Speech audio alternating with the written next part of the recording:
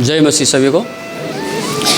परमेश्वर के वचन में जाएंगे तो आज का जो हमारा विषय है, प्रभु यीशु के पीछे आने के लिए मूल्य चुकाना पड़ता है।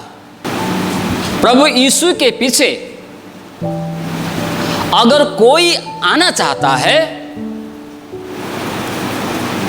तो उसे मूल्य चुकाना पड़ता है। संसार में भी एक सिद्धांत है, कोई भी कंपनी जहां आप काम करते हैं, जहां पर आप नौकरी करते हैं, कोई ऐसा व्यक्ति नहीं, कोई ऐसा कंपनी नहीं जो आपको पहले दाम फिर काम लेता हो। ऐसा होता है? कसैले गर्छ यस्तो? गर्दैन, कोई नहीं करता है। इसलिए कहावत है, पहले काम फिर बाद में दाम। पहले आपको काम करना पड़ता है, तब उसका आप जब 1 से लेकर 30 तारीख तक, 1 तारीख से लेकर 30 तारीख तक, आप 31 तारीख तक आप काम करते हैं, तब आपको 2 तारीख, 3 तारीख, 4 तारीख, 5 तारीख में जो आपने मेहनत किया है, जो आपने काम किया है, उसका प्रतिफल आपको मिलता है। कहीं पे ऐसा नहीं होता है कि आप जनवरी में काम करना है, दिसंबर को आपको मिल जाए तनख्वाह। नहीं होता है ऐसा।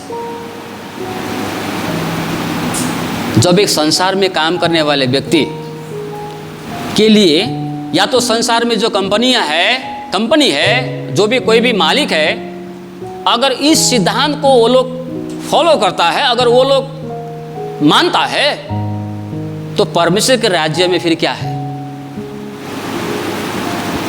तो आज इसी बात को समझाने के लिए प्रभु यीशु ने 3 व्यक्तियों के द्वारा कुछ मुख्य बातें हैं, कुछ महत्वपूर्ण बातें हैं, जिन बातों को प्रभु यीशु ने जब इस संसार में वो जीवित था, उसने उस जमाने के लोगों के लिए और आज भी जो उनके पीछे चलना चाहते हैं, जो उसे विश्वास करना चाहता है, जो यीशु का शिष्य बनना चाहता है, चेला बनना चाहता है, उन लोगों के लिए प्रभु ने बहुत ही गहरा शिक्षा देके रखा है। और आज बिना उस शिक्षा को समझे, बिना उस शिक्षा को जाने अगर कोई यीशु के पीछे चलता है तो बाद में जाके उसको धोखा हो सकता है। इसीलिए प्रभु यीशु ने एक दृष्टांत में कहा कि एक व्यक्ति जब लड़ाई में जाता हो, या कोई एक व्यक्ति जो घर बनाता हो, तो घर बनाने से पहले उसे ये देखना चाहिए कि वो घर तो बनाता है, लेकिन उसे पूर्ण करने के लिए पर्याप्त राशि, धन राशि उसके हाथ में है कि नहीं। अगर कोई एक व्यक्ति लड़ाई में जाता है तो उस लड़ाई, उस राजा से, उस सेना से युद्ध करने के लिए, जो युद्ध करने के लिए वो जा रहा है, तो युद्ध करने के लिए उसके पास में पर्याप्त सिपाही है कि नहीं है। अगर वो बिना जाने, बिना इस बात को जांचे अगर वो कार्य करता है, तो बाद में क्या होगा? उसे असफलता का सामना करना पड़ेगा, उसे हार का सामना करना पड़ेगा, उसे लज्जा का सामना करना पड़ेगा, शर्म का सामना करना पड़ेगा उसे। इसलिए यीशु ने यहाँ पर इस खंड में क्या बताया उन्होंने कि यदि कोई भी मेरे पीछे आना चाहता है, मुझे विश्वास करना चाहता है, या मेरा शिष्य बनना चाहता है, तो उसे क्या करनी चाहिए? उसके मन की भाव कैसे होनी चाहिए? उसके दिमाग में क्या चल रहा होना चाहिए? उसके हृदय में क्या बात होनी चाहिए? इस बात को वो बताता है। इस बात को प्रभु यीशु के चेले भी अच्छी प्रकार से नहीं समझ रहा था। जो प्रभु यीशु मसीह उनको समझाना चाहता था, यीशु के चेले जो दिन रात उसके साथ में रहा करते थे, उनको भी अच्छी तरह से ये बात समझ में नहीं आ रहा था कि यीशु के पीछे चलना, यीशु को ग्रहण करना, प्रभु यीशु के शिष्य बनने का वास्तविक अर्थ क्या है, वास्तविक मतलब क्या है।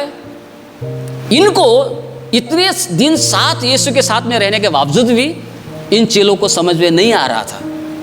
इसलिए तो इसके आगे यहाँ पर जब आप पठन करेंगे बाइबल, इस जो खंड आज का दिया है उससे आगे पढ़ेंगे तो वहाँ पर चेले क्या बोलते हैं।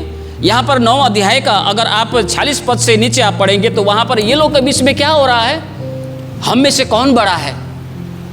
पतरस बड़ा है, यूहन्ना बड़ा है, याकूब बड़ा है, यहूदा बड़ा है, हम में से कौन बड़ा है? कौन है बड़ा? ये भावना से ग्रसित था ये चेले लोग। इतना ही नहीं, जब नीचे हम लोग देखते हैं तो वहां पर जब कुछ लोग हैं जो उनकी बातें नहीं मान रहा है, चेलों की जो बातें स्वीकार नहीं रहा है, यीशु की बातें ग्रहण नहीं कर रहा है, तो उन्होंने क्या कहा। यहां पर जब हम पढ़ते हैं नीचे 9:49 से, एक व्यक्ति को उन्होंने देखा जो दुष्ट आत्मा निकाल रहा है, लेकिन वो यीशु के पीछे चला नहीं है, यीशु के पीछे चलने वाला लोग नहीं है। तो इन्होंने क्या कहा, यहां पर नीचे कहा,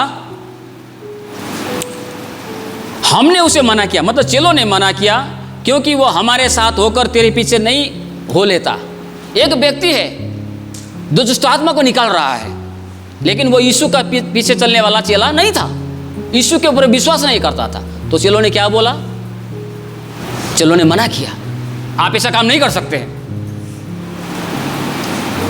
वो लोग का भावना है कि जो हमारे साथ में है वो लोग दूसरे लोग हैं, लेकिन यीशु ने वहां पर समझाया कि वो हमारे साथ पीछे नहीं चलता है तो क्या हुआ, वो हमारे साथ में चर्च में नहीं आता है तो क्या हुआ, हमारे साथ प्रार्थना में नहीं बैठता है तो क्या हुआ।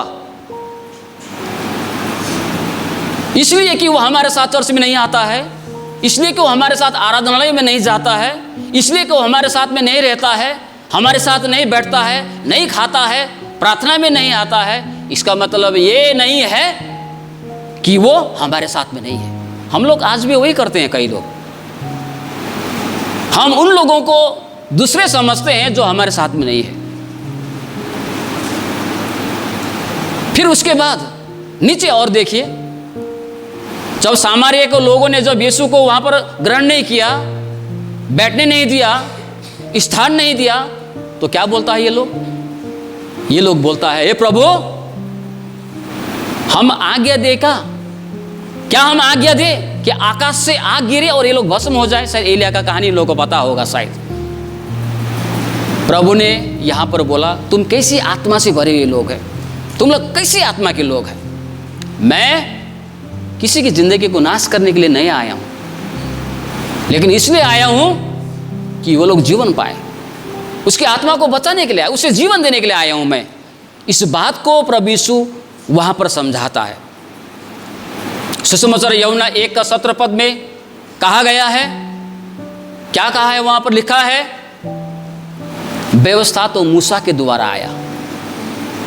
मूसा के समय में परमेश्वर ने मूसा के द्वारा जो व्यवस्था दी है, वहां पर ऐसी आज्ञा थी, दांत के बदले दांत, आंख के बदले आंख, हाथ के बदले हाथ, पैर के बदले पैर, क्योंकि वो व्यवस्था का समय था। व्यवस्था मूसा के द्वारा आया, लेकिन यीशु के द्वारा ऐसे कठोर आज्ञा नहीं आई है। यीशु के द्वारा अनुग्रह और सच्चाई आई है। हालेलुया। अनुग्रह यीशु के साथ में आई है। इसलिए हमें भी ऐसे ही भावना से भरी होनी चाहिए, जो यीशु के पीछे में चलना चाहते हैं, जो यीशु के शिष्य हैं, जो यीशु के ऊपर में विश्वास करना चाहते हैं। कठोर, निर्दयी, इस प्रकार के आत्मा से नहीं, परंतु दया, क्योंकि अनुग्रह यीशु के द्वारा है, अनुग्रह से भरा हुआ होने चाहिए। तो ये बात के बताने के बाद में जब यीशु मसीह रास्ते पे जा रहे थे, तो एक व्यक्ति ने क्या बोला, एक व्यक्ति ने बोला, हे गुरु, आप जहां जहां जाएंगे, आप जहां जहां जाएंगे, मैं आपके साथ चलूंगा, मैं आपके साथ चलूंगा, आपके पीछे पीछे चलूंगा, आपके शिष्य बन के चलूंगा। तो प्रभु यीशु तो मन का ज्ञाता, प्रभु यीशु तो सभी के हृदय को जांचने वाला, सभी की हृदय की अवस्था को समझने वाला हम यहाँ पर जितने हैं, सभी लोगों के हृदय को वो समझता है, सभी लोगों के हृदय को जानता है। तो वो व्यक्ति ने जब कहा कि हे गुरु, मैं आपके पीछे चलना चाहता हूं, मैं आपका शिष्य बनना चाहता हूं, तो उनकी मन की अवस्था को समझते हुए प्रभु ने क्या कहा यहाँ पर? प्रभु ने कहा सुसमाचार लूका 9 अध्याय का 58 पद में, यीशु ने उससे कहा, लोमड़ियों के भट्ट और आकाश के पक्षियों के बसेरे होते हैं, पर मनुष्य के पुत्र को सिर धरने की भी जगह नहीं। ऐसा कह के प्रभु यीशु मसीह ये नहीं कह रहा है कि मेरा कोई घर नहीं है, मेरा कोई रहने का स्थान नहीं है, मेरा कोई जगह नहीं है। प्रभु यीशु मसीह ऐसा नहीं कह रहा था, लेकिन प्रभु यीशु मसीह यहाँ पर इस बात को बता रहा था कि जिस प्रकार परमेश्वर पिता का कार्य करने के लिए, उसके राज्य को विस्तार करने के लिए, उसकी सेवकाई को आगे बढ़ाने के लिए मैंने सब कुछ छोड़ दिया, उसी प्रकार यदि तू मेरे पीछे आना चाहता है तो तुझे भी वैसा ही करना पड़ेगा। इसका मन का अवस्था कैसा था? इसका मन का अवस्था ये था कि ये सोच रहा था, अगर मैं यीशु के पीछे चलूं तो मुझे मेहनत करना नहीं पड़ेगा, भोजन भी फ्री से मिलेगा, काम भी फ्री से मिलेगा, और इसके पीछे चलने से वो सारी चीज़ें मुझे मिल जाएगा जिसके लिए मुझे मेहनत करना पड़ता है। अगर मैं यीशु के पीछे चलूं तो सब मुझे फ्री में मिल जाएगा।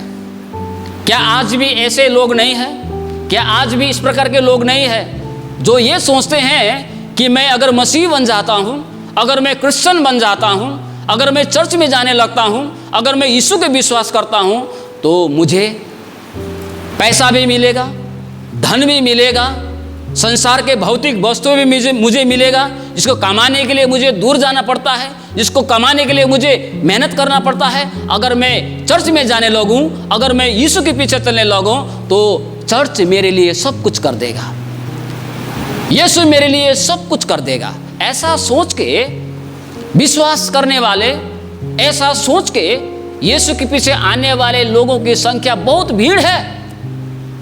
लेकिन समय के दरमियान में जब वो चलने लगते हैं तो बाद में पता चलता है तो ऐसा तो कुछ भी नहीं है, ऐसा तो कुछ भी नहीं है, और अंत में वो ठोकर खाता है यीशु के द्वारा, और वो कुछ दिन चर्च में आने के बाद में वो दूर हो जाता है। क्यों? क्योंकि उन्होंने यीशु के पीछे चलने का निर्णय किस आधार पर किया? भौतिक वस्तु, ताकि यीशु के पीछे मैं चलूंगा तो मुझे सारी वस्तुएं मिल जाएगी। ऐसी बात नहीं है कि उसके पीछे चलने वालों के लिए प्रभु यीशु मसीह भौतिक आशीष नहीं देता है, ऐसी बात नहीं है। प्रभु आज भी देता है। यीशु के पीछे चलने वालों के लिए प्रभु भौतिक आशीष, सांसारिक धन भी देता है, आज भी देता है वो। लेकिन शर्त क्या है? शर्त है, परमेश्वर ने एक शर्त रखा। वो क्या है? मत्ती सुसमाचार 6 अध्याय 33 पद में, पहले उसकी राज्य और धार्मिकता की खोज करो। हालेलुया। पहले उसकी राज्य और उसकी धार्मिकता की खोज करो तो सारी वस्तुएं जो तुम्हें जरूरत है, जो सारी वस्तुएं तुम्हें आवश्यकता है, वो सारी वस्तुएं तुम्हें मिल जाएगी, तुम्हें दे दी जाएगी। लेकिन हम गलती कहाँ करते हैं? लोग गलती कहाँ करते हैं? पीछे मिलने वाली वस्तुएं जो प्रभु हमको पीछे देता है, पीछे देने वाला है, वो हम आगे चाहते हैं, हम उसको आगे देखना चाहता है, हमारे जीवन में वो पहले ही हम चाहते हैं। लेकिन प्रभु ने कहा ऐसा नहीं हो सकता है, ऐसा नहीं हो सकता है। पहले तुम्हें परमेश्वर के राज्य की और उसकी धार्मिकता की खोज करना है, तो ये सारी वस्तुएं भी तुम्हें मिल जाएगी। Hallelujah, hallelujah.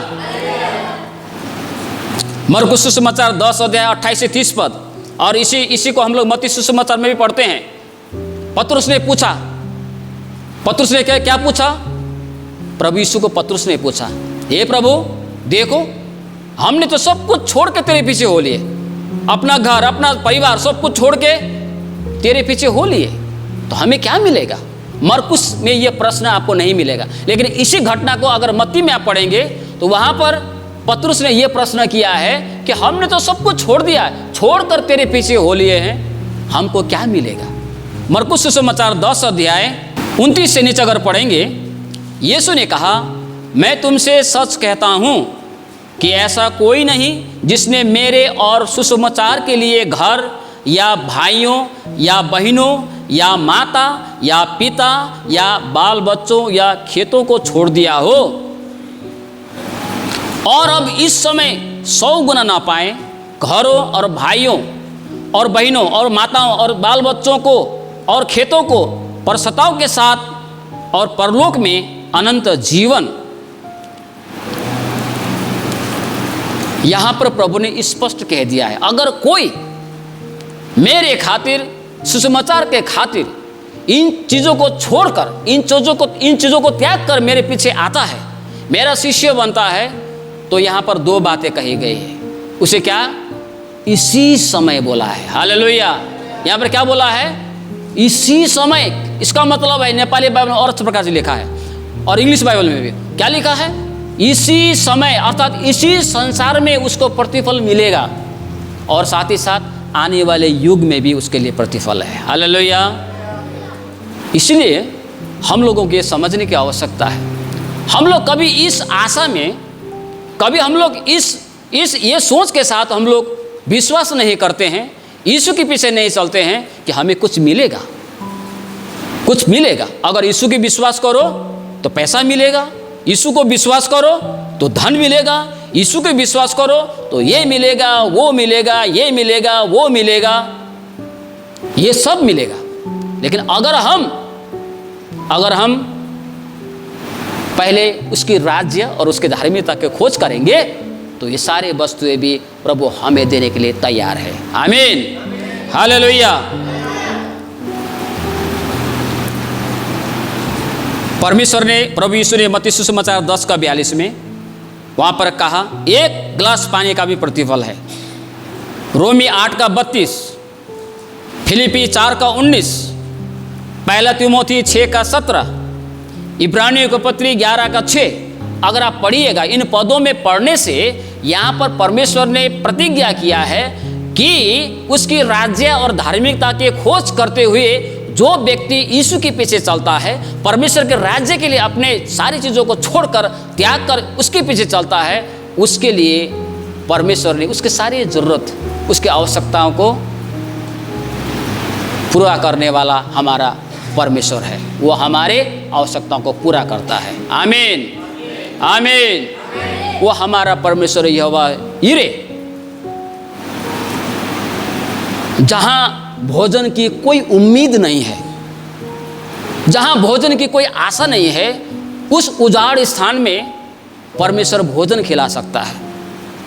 अकाल के समय में एलिशा के लिए भोजन प्रबंध कर सकता है। तो क्या वो परमेश्वर हमारी आवश्यकताओं को पूरा नहीं करेगा? हमारी ज़रूरतों को पूरा नहीं करेगा? फिर चूक कहाँ होती है? कहाँ हम लोग असफल हो जाते हैं? असफल हम लोग वहाँ हो जाते हैं क्योंकि हम उन चीज़ों को पहले ही हम पाना चाहते हैं। लेकिन पहले प्रभु ने कहा ऐसा नहीं होगा, पहले तुझे परमेश्वर और राज्य की खोज करनी चाहिए, धार्मिकता की खोज करनी चाहिए, तब ये सारी वस्तुएं तुम्हारे लिए मिल जाएगी। ये व्यक्ति को प्रभु यीशु ने इसलिए क्या, लोमड़ियों के भट्ट, आकाश के पक्षियों का बसेरा होता है, मेरे लिए कुछ नहीं है। बोलने का मतलब ये है कि मेरे पीछे आने का मतलब वो सारी चीज़ें पाना नहीं है, परंतु तू इस प्रकार से मेरे पीछे आओगे तो तुम्हारे लिए अवश्य प्रतिफल है। Hallelujah, hallelujah. साधु सुंदर सिंह का कहानी मैंने पढ़ा। साधु सुंदर सिंह ने जब विश्वास किया था, उन्हें उनके ना रख के बोला, इसको ले लो, इसको ले लो, ये सारा तुम्हारा है, जमीन जायदाद तुम्हारा, ये सोना तुम्हारा है। साधु सुंदर सिंह ने कहा, जिस धन को मैंने पाया है, जिस चोखा सोना को मैंने पाया है, उस सोने के चमक के सामने ये संसार के सोने की चमक फीका है। हालेलुया, कुछ नहीं है। और सारे चीजों को छोड़कर साधु सुंदर सिंह यीशु के पीछे में चला, ऐसे विश्वास के साथ में, ऐसे भरोसा के साथ में। जब यीशु के पीछे हो लेता है ना, परमेश्वर उसकी आवश्यकताओं को पूरा करता है, परमेश्वर उसकी ज़रूरतों को पूरा करता है, परमेश्वर उसके जितने भी जो भी उसे चाहिए समय आने पर परमेश्वर उसके लिए प्रबंध कर सकता है। वो यहोवा यिरे परमेश्वर है। हालेलुया। एक गीत है नेपाली में, परम प्रभुले जुटाउनुहुन्छ। ये गीत मैं काफ़ी सुनता हूँ। परमेश्वर हमारे लिए प्रबंध करता है, वो हमारा प्रबंध करने वाला परमेश्वर है। इस बात को यीशु मसीह यहाँ पर इस व्यक्ति को बताना चाहता था। दूसरे व्यक्ति को अवसर मिला। दूसरा व्यक्ति यहाँ पर कितना बड़ा सौभाग्य इसको मिला था। दूसरे व्यक्ति ने खुद नहीं बोला था, लेकिन दूसरे व्यक्ति को प्रभु यीशु ने खुद बुलाया।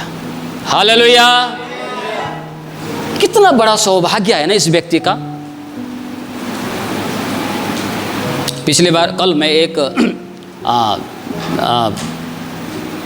यूट्यूब में एक नेता का मैं भाषण, बहुत बड़ा मंत्री है, उसका मैं भाषण सुन रहा था। तो भाषण करते करते, वो बहुत बड़ा नेता है, मैं नाम नहीं लूँगा, बहुत बड़ा नेता है वो। भाषण करते करते भीड़ में से वो एक व्यक्ति को बुलाता है, भाई आप वहाँ पर बैठे हैं, आप यहाँ पर आइए। बेचारा इतना खुशी हुआ, उछलते दौड़ते हुए, रोते हुए, आंसू को बहाते हुए वो स्टेज में एक नेता के सम्मुख में आता है।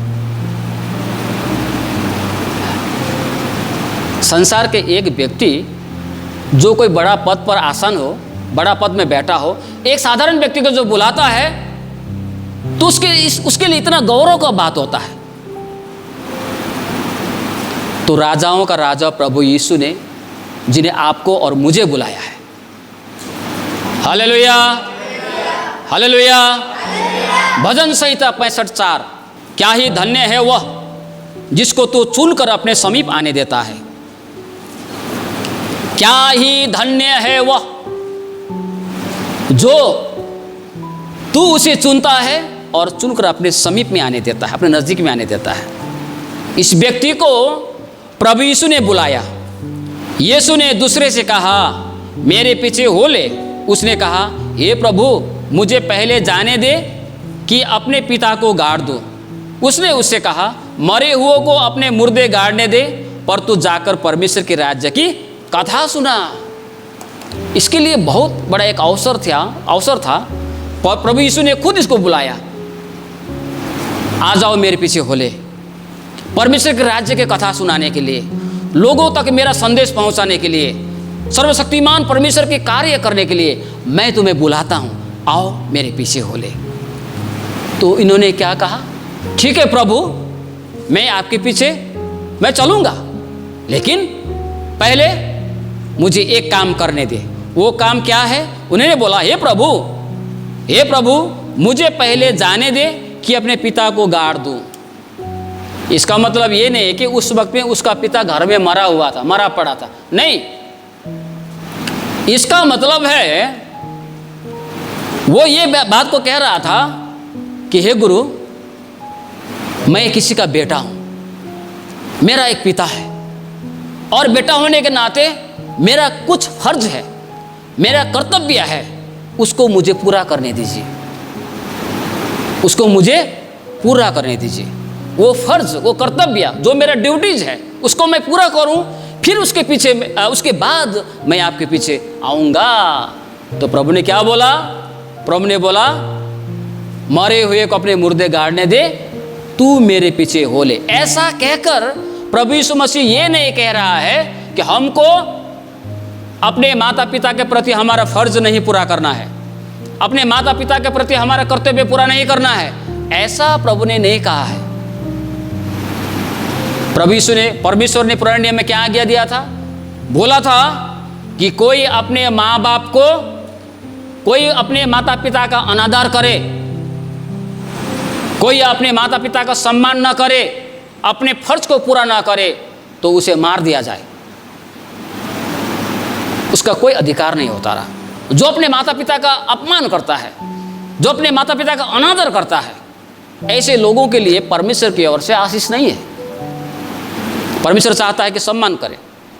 ये व्यक्ति बोल रहा है मेरा कुछ फर्ज है, उस फर्ज को पूरा करने दीजिए। प्रभु ने बोला वो होगा, अपना समय में होगा, मरे हुए को गाड़ने दे, तुझे उसकी चिंता करने की आवश्यकता नहीं है। लेकिन जब तू अपने पिता को गाड़ने वक्त अगर तू अपने घर में रहेगा तो हो सकता है कि बहुत देरी हो जाए, हो सकता है कि देरी हो जाए। तू यहाँ से चले जाए, जाकर अपने पिता के मरने तक वहाँ रहे, और पिता जब मर जाएगा उसके बाद में दफन करके जब तू मेरे पास में आता है उस वक्त तो हो सकता है कि देरी हो जाए। इसलिए अभी समय है, मेरा वचन का प्रचार करो। परमेश्वर के राज्य की कथा सुना, वो तो तू बाद में भी कर सकता है। अपना फर्ज और अपना कर्तव्य को पूरा करना है, लेकिन ये हमारे लिए आगे नहीं है। अगर कोई यीशु मसीह के पीछे आना चाहता है तो अपना फर्ज, अपना कर्तव्य वो अपनी जगह पर है, उसे भी हमें करनी चाहिए। लेकिन प्रथम जो है वो है हमें प्रभु यीशु, उसके राज्य, उसके सुसमाचार के प्रचार करने का एक दृढ़ संकल्प हमारे मन में होनी चाहिए। हालेलुया। सुसमाचार यूहन्ना 9:4 में प्रभु ने कहा एक व्यक्ति को दिन ही रहते हुए हमें कार्य करनी चाहिए। वो रात आने वाली है, वो रात आने वाली है, उस रात में कोई काम नहीं कर सकेगा। अगर बारी को साफ करना है तो दिन में करना है, रात में करने से क्या होगा? रात में कर नहीं पाएगा। शायद बत्ती उती जला के अभी पूरा हेलोजन डाल के कर भी ले, लेकिन जैसा दिन में जिस वक्त प्रभु ने ये कहा उस वक्त में कोई साधन नहीं था। दिन में काम करने के लिए दिन है, रात नहीं। रात यहाँ पर प्रभु इस कहने का तात्पर्य है, दिन का मतलब है अवसर, दिन का मतलब है समय, दिन का मतलब है मौका, रात का मतलब है समय जा चुका, मौका जा चुका, अवसर जा चुका। परमेश्वर के राज्य के कथा सुनाने का अवसर, उजाला दिन आज है। कल क्या होगा हमको पता नहीं, पता नहीं कल हम लोगों को अवसर मिलेगा कि नहीं, पता नहीं यह अवसर बंद हो जाए, इससे पहले कि रात आ जाए। परमेश्वर ने आपको और मुझे उसके राज्य के कथा सुनाने के लिए बुलाया है। हालेलुया। हम लोगों को परमेश्वर के राज्य के कथा सुनाना है। कोई यदि यीशु के पीछे में चलना चाहता है तो उसके लिए प्राथमिकता क्या है? अपना फर्ज, अपना कर्तव्य नहीं, वो तो होते रहेगा, लेकिन परमेश्वर के राज्य की कथा हमको जरूर सुनाना है। थोड़ी सी देरी होने से, जब तक वो व्यक्ति अपने पिता को गाड़ के दफन करके आता तब तक बहुत देरी हो सकती, वो शायद हो जाता। बाइबल में कहता है नीति वचन 24 अध्याय का 33-34, नीति वचन 6 अध्याय का 10-11, सुसमाचार यूहन्ना 2:5 में भी मरियम ने उन लोगों से कहा यीशु जो कहे वो करना। थोड़ी सी देरी होने से बहुत बड़ा समस्या हो सकता है। 1 मिनट देरी होने से, कभी कभी 30 सेकंड देरी होने से ट्रेन छूट जाती है ना। निराश हो जाता, आप क्या करें, ट्रेन तो नहीं है, अभी बस में जा नहीं सकते हैं, उल्टी होगा, रिंगटा चलेगा, चक्कर आएगा, क्या होगा पता नहीं। 30 सेकंड का देरी होने से, कभी कभी थोड़ी सी देरी भी बहुत बड़ा मायने रखता है।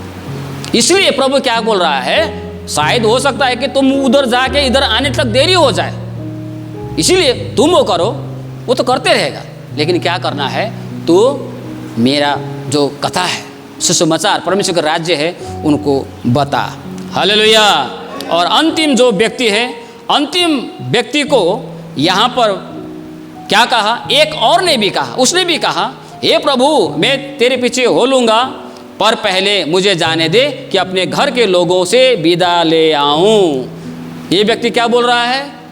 ये व्यक्ति ने भी बोला प्रभु मैं भी आपके पीछे चलना चाहता हूँ, आपका शिष्य बनना चाहता हूँ, मैं भी क्रिश्चियन बनना चाहता हूँ, मैं भी चर्च आना चाहता हूँ, मैं भी संगति में जाना चाहूँगा, अभी का भाषा बोलने से, है ना। लेकिन पहले मुझे घर में जाने दीजिए, पहले मुझे घर के लोगों से सलाह मशवरा करने दीजिए। अगर उसने अनुमति दे दिया हाँ तो ठीक है, नहीं तो मैं आपके पीछे आने वाला नहीं। कई सारे लोग परमेश्वर के चमत्कार को देखने के बावजूद भी, परमेश्वर की आशीष को महसूस करने के बावजूद भी दूसरों के ऊपर में वो वो डिपेंड होता है ना, क्या भरोसा दूसरे के ऊपर में वो उसका भर होता है, क्या बोलता है उसको, वो दूसरों को देखता है। वो अगर दूसरा बोला जाओ, जाएगा, चर्च में जाओ, जाएगा, विश्वासी हो लेगा, नहीं हो बोलेगा, अनुमति नहीं देगा तो नहीं होगा। प्रियो, मैं आपको एक बात बताता हूँ, हमारे बच्चे लोग है ना, कई सारे बच्चे लोग हैं जो अपने माता पिता का अनुमति बिना लिए कई जगह पर जाता है। कई माता पिता को ये मालूम ही नहीं होता है कि इस वक्त मेरा बेटा कहाँ है, इस वक्त मेरी बेटी कहाँ है ना। माँ बाप सोचते हैं कि आज बेटी स्कूल में होगा, बेटा कॉलेज में होगा, बेटा ड्यूटी में होगा, बेटी यहाँ होगा, लेकिन वास्तव में पता नहीं होता है कि अपना बेटा अपना बेटी कहाँ होता है। ऐसे ही एक घटना, पिछले बार एक घटना घटा। माता पिता सोच रहे थे मेरा बेटी स्कूल में है, मेरा बेटी कॉलेज में है, लेकिन चली गई थी घूमने के लिए अपने दोस्तों के साथ, दुर्घटना हो गई, बहुत बड़ा दुर्घटना। जितने यहाँ पर बच्चे लोग हैं, आप लोगों को अपने माता पिता की अनुमति लेनी चाहिए। अपने माता पिता का अनुमति के बिना आपको कुछ नहीं करनी चाहिए, उसकी जानकारी में करनी चाहिए। लेकिन एक बात याद रखना है, उद्धार पाने के लिए हमें दूसरों की अनुमति की आवश्यकता नहीं है। क्यों? बाइबल में लिखा है, इज़िकियल का पुस्तक 18 अध्याय का 20 पद में, वहां पर ऐसा लिखा है, जो पाप करे वही मरेगा। मैं पाप करता हूं, मेरे पाप के कारण मैं मरूंगा। मेरे खाना खाने से आपका पेट नहीं भरेगा, आपका दवाई खाने से मैं चंगा नहीं होऊंगा। बीमार आए आप है तो आपको दवाई खाना पड़ेगा, भूखा मैं हूं तो मुझे भोजन करना पड़ेगा। आपके दवाई खाने से मैं चंगा नहीं होऊंगा, मेरे भोजन खाने से आपका पेट नहीं भरेगा। इसी तरह आपको अगर पाप से मुक्ति चाहिए, पाप का क्षमा चाहिए, अनंत जीवन चाहिए, तो आपको खुद निर्णय लेना पड़ेगा। लेकिन इस व्यक्ति ने क्या बोला? ठीक है, मैं आपके पीछे चलूंगा गुरु, आपके पीछे चलूंगा, आपका शिष्य बनूंगा, मैं विश्वासी बनूंगा, लेकिन पहले मुझे घर के लोगों से अनुमति लेने दीजिए। मैं घर के लोगों को पूछूंगा, मेरे दोस्तों से पूछूंगा, मेरे मित्रों से पूछूंगा, मेरे साथियों से पूछूंगा, मेरे पड़ोसी से पूछूंगा, मेरे काका से पूछूंगा, मेरे काकी से पूछूंगा, मेरे बड़ा से पूछूंगा, मेरे बड़ी से पूछूंगा। अगर वो बोले हाँ बेटा ठीक है, तू विश्वासी बन जा, तू यीशु को विश्वास कर ले, तब आके वो यीशु को विश्वास करता है। नहीं, सभी बातों के लिए अनुमति का आवश्यकता है। सभी बातों के लिए हमें अनुमति लेना पड़ता है, पास्टर की अनुमति लेना पड़ता है, माँ बाप की अनुमति लेना पड़ता है। लेकिन अगर कोई बात ऐसा है जिसके लिए अनुमति नहीं चाहिए, तो वो है उद्धार के संबंध में, पाप के संबंध में। क्यों? क्योंकि वो व्यक्ति आपको उद्धार नहीं दे सकता है, वो व्यक्ति आपको बचा नहीं सकता। आपका माता पिता, आपका काका काकी, आपका मामा मामी, आपके पड़ोसी, आपके मित्र आपके प्राण को बचा नहीं सकता है। इसीलिए इस बात के लिए, इस उद्धार से संबंधित बातों के लिए आपको किसी की अनुमति लेने की जरूरत नहीं। हालेलुया! क्योंकि उद्धार आपका होना है। आप विश्वास करेंगे तो आप बचेंगे, आप खाएंगे तो आप ही का पेट भरेगा। इसीलिए प्रभु ने क्या बोला? हल में हाथ रख के जो पीछे मुड़ के देखता है वो परमेश्वर के राज्य के योग्य नहीं। तो यहाँ पर प्रभु यीशु ने इस बात को बताया कि यदि कोई जो व्यक्ति है मुझे विश्वास करना चाहता है, मुझे ग्रहण करना चाहता है, मेरे पीछे आना चाहता है, मेरा शिष्य बनना चाहता है, मेरा चेला बनना चाहता है, विश्वासी बनना चाहता है, तो उसके लिए प्रथम स्थान परमेश्वर होने चाहिए, प्रथम स्थान उसके राज्य होने चाहिए, प्रथम स्थान उसे लेना, उसे ग्रहण करना होना चाहिए। ये बात प्रभु ने इन तीनों लोगों को समझाया, और तीनों लोगों के द्वारा आज हम में से हर एक लोगों के लिए, जो लोग संसार में हैं, उन लोगों के लिए भी इस बात को बताता है। धन की आशा रखकर, या तो कोई खर्च के कारण, कर्तव्य के कारण, या तो किसी अनुमति के लेने के कारण, ऐसा नहीं होता है। ये सारी बातों को छोड़कर हम यीशु के पीछे चलने का अगर निर्णय लेते हैं, तो वो व्यक्ति उद्धार पाता है, वो व्यक्ति पाप का क्षमा पाता है, उसे भौतिक आशीष भी मिलती है, और परमेश्वर उनकी आवश्यकताओं को पूरा करता है। हालेलुया! सो इसीलिए विषय क्या है? प्रभु यीशु के पीछे आने के लिए मूल्य चुकाना पड़ता है। ऐसे नहीं, इन सारी बातों को जब आप करेंगे तब हम यीशु के चेले बनते हैं, तो सच्चा विश्वासी बन बैठते हैं। सो परमेश्वर इन वचनों में हम सभी को आशीष दे।